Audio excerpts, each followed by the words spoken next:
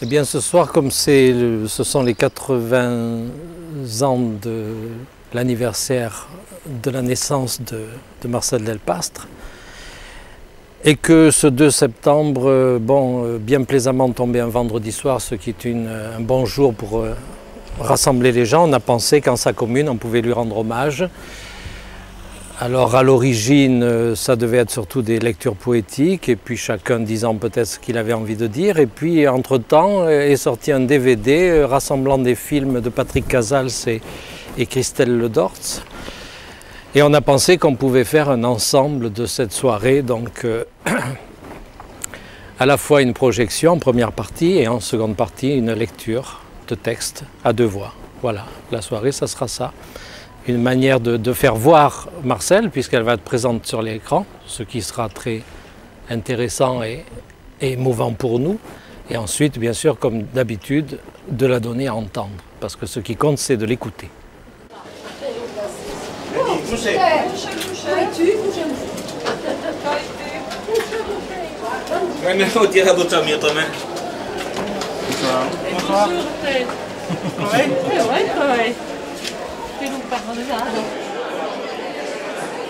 La personnalité de Marcel Delpastre m'a toujours assez, enfin, pas émerveillé, mais assez ému.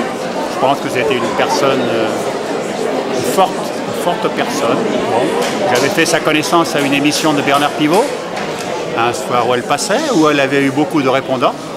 Bon, et puis voilà, je connais pas particulièrement ses écrits, mais je crois que c'était une personne très intéressante. Bien sûr, le temps passe, mais vous êtes toujours aussi nombreux, et c'est toujours aussi fantastique. Voilà.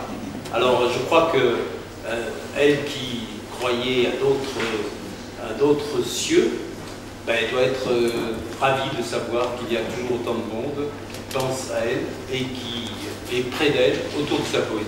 Voilà.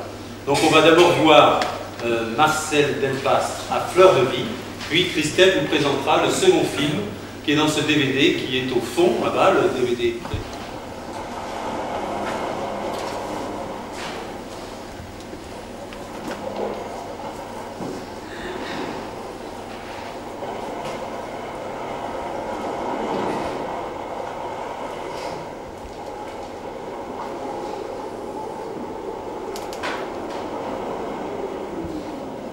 Je partirai, j'attends, je me résigne. Il viendra bien le temps que la sirène sonne et qu'elle souffle comme un porc dans son obscure corne. Elle m'attend, la mer, je partirai. J'irai plus loin que les bateaux sans mât ni rame. J'irai plus loin que les oiseaux, je passerai le seuil par-dessus les arcanes. Elle m'attend, la houle des fuseaux qui s'enroulent, déroule les eaux, les soleils et les sables. Oui, elle a un grand style psalmique, c'est-à-dire qui vient des psaumes. C'est une grande poésie faite pour être dite et non pas pour être lue. Et c'est pour ça qu'on aime la dire et qu'on la donne à entendre. Quand les gens entendent cette poésie, ils sont saisis, parce qu'elle est pleine de rythme. Moi qui suis musicien, je lui avais proposé de mettre des choses en musique et elle avait refusé en disant « ma poésie a sa musique, elle n'a pas besoin de la vôtre ». Et c'est vrai que c'est une poésie, si vous voulez, ça fait penser aux anciens textes religieux, à la Bible, à quelque chose comme ça, par des versets, ce ne sont pas des choses rimées, mais ce sont des choses très rythmées. C'est le rythme qui prévaut dans cette poésie, c'est un grand rythme lyrique. Est-ce l'amour?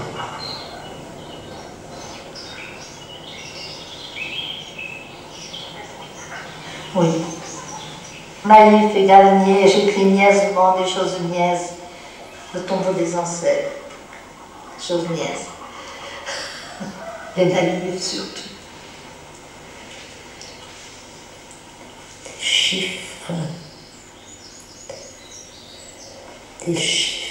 des drapeaux, des sigles. L'écriture, ça remplit toute une vie. Oui, c'est l'affaire d'une vie, de toute une vie, la seule affaire de toute ma vie. Je suis venue ici parce que dans la vie, il faut bien aussi manger, boire, se suffire à soi-même, faire quelque chose, dit-on, faire quelque chose qui permette de subsister. Et puis là, c'était facile, il y avait une ferme, donc je suis revenue à cette ferme. Mais elle a écrit un peu de tout. Elle n'a pas, pas fait œuvre de prosateur, de romancier. Elle a écrit quelques nouvelles, mais c'est surtout le poète. C'est le poète et c'est un poète, c'est pas un poète de son chef-lieu de canton ou de son département ou de son Limousin. C'est un poète cosmique, c'est un poète qui, lorsqu'il parle de la terre, ne parle pas de la terre qu'elle cultive parce qu'elle est paysanne aussi. Elle est poète et paysan. Mais quand elle parle de la terre et des étoiles, elle parle du cosmos, elle parle de toutes les galaxies, elle porte l'universalité en elle, cette femme qui n'est jamais partie de sa propriété, de son petit brin de terre. C'est de là qu'elle a fait œuvre. C'est aussi avec ça, avec la famille, qu'elle a fait œuvre d'ethnologue incroyable pour le Limousin. C'est-à-dire qu'elle a parlé des traditions, mais elle les a analysées aussi. Elle a cherché à comprendre ce que ça voulait dire, de faire certains rites, de faire certaines pratiques dans la société traditionnelle. En fait, elle a été le témoin de la fin de la civilisation paysanne. Et c'est de ça qu'elle a voulu rendre compte. Elle en a rendu compte par la poésie, par ses mémoires, par l'ethnologie. Voilà, elle sentait que cette civilisation disparaissait, que c'était quelque chose d'essentiel parce que ça venait du néolithique, ça avait 10 000 ans et on est en train de basculer, on ne sait pas trop dans quoi, et elle a rendu compte de ça. Donc ce film que l'on va voir, c'est un petit film qui a été réalisé dans le cadre du magazine du plateau de Télévisage. C'était une envie des filles de Télévisage de rendre hommage à Marcel Delpastre alors qu'elle était morte à ce moment-là. Et donc on s'est dit que l'évidence, c'était de demander à Jean Deméliot de nous parler de Marcel Delpastre. Mais moi, je l'ai rencontré en 1974 et nous sommes devenus très amis et elle a fait de moi son exécuteur testamentaire. Donc je suis l'héritier en quelque sorte. C'est un héritage redoutable qui est fait de devoirs plus que de droits.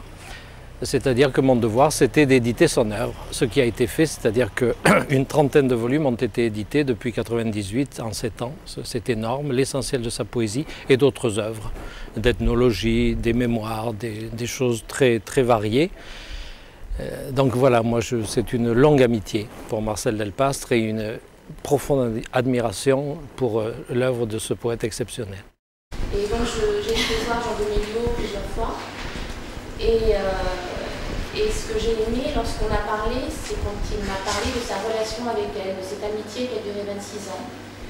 Et donc voilà, ce que j'ai entendu en allant le voir, on l'a ensuite filmé à notre lieu, parce que il a un talent pour en parler et pour le redire avec la même fraîcheur. Donc toute cette œuvre s'étendre donc effectivement cette célébration du monde et c'est pas une célébration extérieure comme ça, un peu à la façon romantique.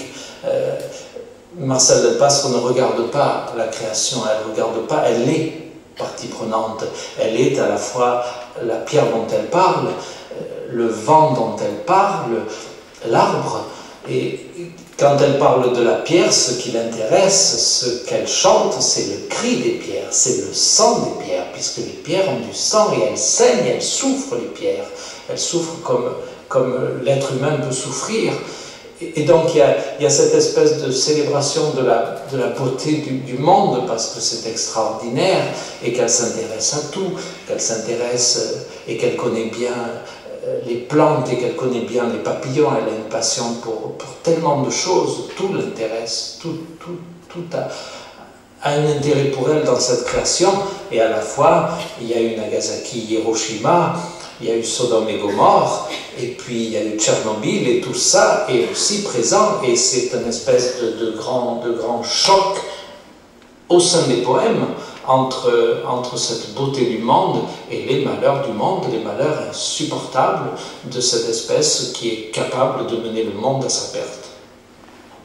Entre la sal e la pietra, l'erba d'oblò montavo, fecero ridere mugla, quand la feuille applicava, l'utente me vira, quand fume, quand la rosata brûla les pisa, quand la brumade fait passava, ne pesa gras, ma serva, ora me vedrei come semenava, e curerei come curava.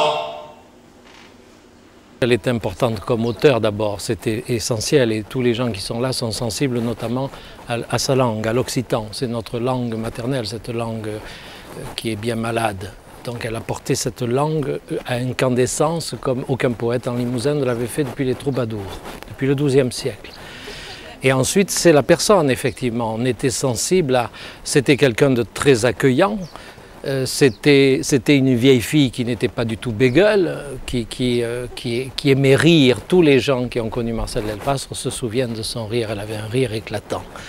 C'était pas vraiment une espèce de bonne femme rabougrie, renfermée dans son petit univers. Pas du tout. C'était quelqu'un de très ouvert, quelqu'un de chaleureux, quelqu'un avec un regard intelligent et quelqu'un qui aimait parler, qui aimait rire, qui aimait chanter parce qu'elle connaissait plein de choses. Donc, si vous voulez, quand on allait chez Marcel Delpastre, il y avait le repas, il y avait la lecture des poèmes, et puis il y avait la chanson, il y avait tout qui arrivait, si vous voulez. Et puis il y avait autour d'elle toute une famille. Enfin, on a connu ses parents. Et la mère Delpastre, la mère de Marcel Delpastre, c'était aussi un personnage extraordinaire. Elle avait prévu un repas, sa mère avait prévu un repas. Et je crois que nous sommes partis vers 5h30 ou 6h du matin. Nous avons passé la nuit. C'était la première nuit à Germont, ce n'était pas la dernière. C'était une maison, si vous voulez. C'était une maison avec un foyer, avec une cheminée. C'était des veillées, c'était le feu, c'était des gens qui se rassemblaient autour. Et c'est vrai que lorsqu'on montait chez Marcel Delpastre, on pouvait y arriver à 5h de l'après-midi, mais on repartait jamais avant 5 ou 6h du matin. On y a passé des nuits et des nuits. Parfois à somnoler. À notre grande honte, il faut l'avouer. C'est-à-dire qu'on y montait à 4 ou 5, il y en avait 2 ou 3 qui dormaient, un qui écoutait, puis ça variait. On ne pouvait plus s'en aller quand on était. J'y suis monté à vélo, j'y suis monté à pied, j'y suis monté de toutes les manières. Mais de tout, de la littérature aussi bien que des vaches. Elle racontait des choses, des anecdotes, de tout ce dont on peut parler, quoi, de ce qui fait la vie, quoi, dans son ensemble. C'était pas toujours, on n'était pas toujours dans des sujets d'une extrême profondeur. Il y avait tout. Il y avait le dessus des choses et la profondeur des choses, ce qui fait la vie. Vous étiez toujours d'accord avec elle? Non, pas toujours, parce que moi je suis plutôt un libertaire et qu'elle c'était une vieille réactionnaire, ce que je lui disais. On se disait plaisamment, mais elle disait que on avait une espèce de complicité. C'était ça l'essentiel. C'était quelque chose, non, on était d'accord sur l'essentiel, mais c'est vrai qu'elle était, et puis il y avait une génération de différence. Mais il y avait une espèce de connivence sur l'essentiel des choses, sur le regard porté sur cette civilisation paysanne à laquelle nous appartenions tous les deux d'une manière ou d'une autre. Et en même temps, c'était fermer la maison, c'était fermer tout le village de Germont, où il n'y a plus personne.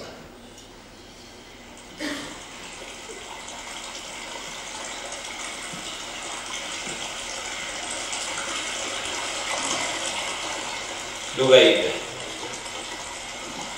disame ci è pas trop aigu, disame perché parle e che parle e répond plantata, di mon cœur, di mon chant, il y en a folle che si divosa come un fiato. De cauvi c'è sciadu che beve madeleggo e che nei parti a fumo, de cauvi ta poche gnasa, c'è ti che parle come un fumo.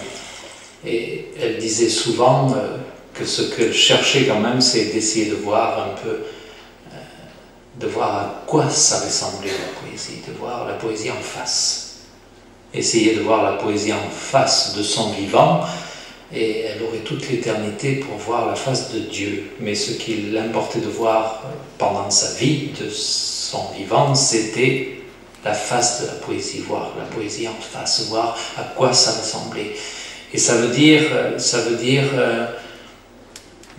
que la parole devient une parole inspirée. Et Marcel Delpastre, c'était un poète inspiré, c'était un poète qui semblait habité par une voix. Et c'était tellement fort, tellement quelque chose de tragique aussi qui prenait sa vie, que si elle avait passé un jour sans écrire, elle était malade, physiquement, véritablement malade. Elle disait, Ça va pas, j'ai pas eu le temps d'écrire aujourd'hui. Donc, quand l'écriture était là, toutes affaires cessantes, il fallait à tout prix. Si on était en train de soigner les veaux, eh bien les veaux attendaient 2 heures parce que Marcel s'asseyait sur une botte de paille et elle commençait à écrire parce que c'était là, la parole était là. Il n'y a pas de rature sur les manuscrits, il y a très peu de rature. Pour ce qui est de la poésie, les choses sont données, les choses sont mûres, les choses sont fabriquées dans la tête. Et c'est mûr, on s'assoit, on prend le stylo, on sort le petit carnet à spirale du tablier et on écrit. Voilà comment ça se passait. Tape dans la main, marché conclu, tel prix, telle vente. Tu as fait foire, tu peux replier la corde. Et tu reprendras le chemin entre les haies, le chemin qui monte, qui descend, qui traverse les prés, qui passe l'eau, le marécage, le ruisselet, qui remonte. D'ici tu verras le champ de seigle, qui verdit, qui jaunit, qui porte l'épi, qui lève, qu'il faut moissonner vite. Demain il faudra moissonner, semer, déchaumer. La soupe t'attend, tu feras chabrotte, tu diras « Ah !» en t'essuyant les lèvres. Tu parleras des haricots qu'on t'a servi à l'auberge en buvant chopine avec le cousin vieux. Tu te coucheras. Déjà, tu dors. Après la foire, elle va nous parler de la fenaison, de la moisson, des repas, du pain, du feu. L'automne avec son regain, son blé noir, ses cueillettes, ses labours et semailles. La rave. Pensons à la balade, la prairie, quoi. La haie, l'eau domestiquée dans le puits, la fontaine, la rigole, l'arbre, hache et tronçonneuse. Et là, nous dit Delpastre, ne l'oublie pas, tu es le maître. Ne te fais pas le domestique ni l'esclave, qu'elle te serve la machine, comme tu t'es servi de l'outil. Je pleurais le temps des crêpes, nous dit Delpastre, regrettais le temps de la rave. Entre aujourd'hui et demain, tu es là vivant. Le soleil t'attend. Un jour pour vivre, non, temps passé n'est plus. Non, il ne faut pas regretter qu'il passe. Entre aujourd'hui et demain, tu ne sais nullement où demain te mène. Entre aujourd'hui et demain, tu n'as pas le temps de regretter, mais tu peux te souvenir encore. Ne regrette pas, mais souviens-toi. Ensuite, on va à la Bonne Fontaine. Elle nous parle des amours du paysan, sans en parler. Le signe de la croix, le bon Dieu, la mort, les temps de l'année, Saint-Jean, Noël, la semaine sainte, la veillée, le cochon, le sang du cochon, le village, la femme du paysan. Je parle de toi, paysan, je n'oublie pas ta femme, car tu n'es rien sans elle. Non, la femme, je ne l'oublie pas, ta mère, ni ta sœur, ni ta femme, car c'est elle qui t'enseigne ton corps et qui t'apprend ton âme. Et quand nous aurons fermé la porte, et quand nous aurons tiré le fumier, que nous aurons vidé la grange, que nous aurons noyé le feu, que nous aurons défait le lit, arrêté l'horloge, le dernier coq crevé, la dernière abeille morte, et quand la dernière vache sera partie, en regardant derrière elle si l'étable suit, alors je reviendrai dire à la grange qu'elle est toujours la grange. La porte, qu'elle est toujours la porte, à la cheminée. Ci sono della vita e meglio di tu. So di un chapeau e la flor della noce. Lo son della noce. E lo sapere de noce. E la méchant. Quand elle fera mon cheveni. Et la première dame, c'est le premier poutou, la première embrassade. Et la noce, et la barbe. Et la première année. Tutta la neige prima. Ma è l'odrolì, ma è la figlia. Sta non segna pas, quella vita che passa, l'amore che c'è. E lei ha messo lo champ, travaillant, perfumant, un champ de poids, per essere la bellissima, per essere la vita dell'uomo, lo champ là, un champ, et l'ongliade là, et l'on va sauver lui, crepano sur battezzato del champ, de lei come de fue, per la nourriture do poche che da terra. Et pour chant comme tu d'oublier à l'autre lié, des liés embrés, des brés liés, d'oublier de la noche au lié de mortailla, que l'autre lié te perd, un l'autre duermen, le lié de terre. Et de luna en luna jour, et de couder en couder sous, et de diable en diablatur, et d'amour en amoureux, e de pota en potiuve vendrà peijan fare la fieta avem passabo de treva.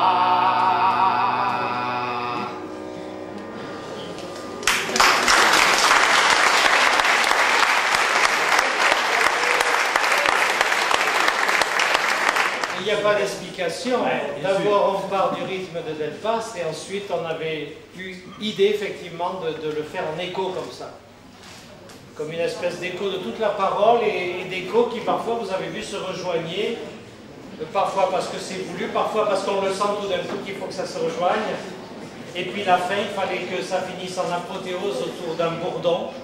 Parce que c'est comme une grande musique modale, comme la musique de l'Inde, comme la musique du Maghreb, cette poésie. Et donc on a voulu la finir en apothéose, comme ça, ce texte de fin qu'on vous avez traduit au début et qui est extraordinaire, avec une quinte à la voix pour que ça donne toute sa force.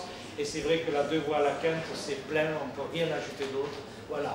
Alors pour ceux qui ne comprenaient pas, c'est bien emmerdant. Ça peut être gratuit.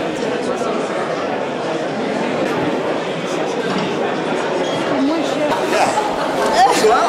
Bonsoir. Marcella Delpastre, qu'est-ce que ça vous inspire? Oh là là. Beaucoup d'humilité déjà, parce que j'écris en occitan et je trouve que non, je ne fais pas de comparaison, c'était vraiment quelqu'un d'exceptionnel et elle était donc une amie de ces personnes. Eh bien, un poète, et non pas une poétesse, comme elle ne voulait pas l'entendre, et puis de la poésie occitane, de l'occitan. Un grand auteur occitan et français, puisqu'elle a écrit dans les deux langues. Vous l'avez connu ou bien Non, seulement par ses livres. Seulement par ses livres, ses œuvres? Oui. Si vous deviez la définir en quelques mots? Un auteur universel qui parle à tout le monde, bien qu'elle soit d'ici, elle parle pour l'ensemble de l'humanité, et même pour la création peut-être. Merci.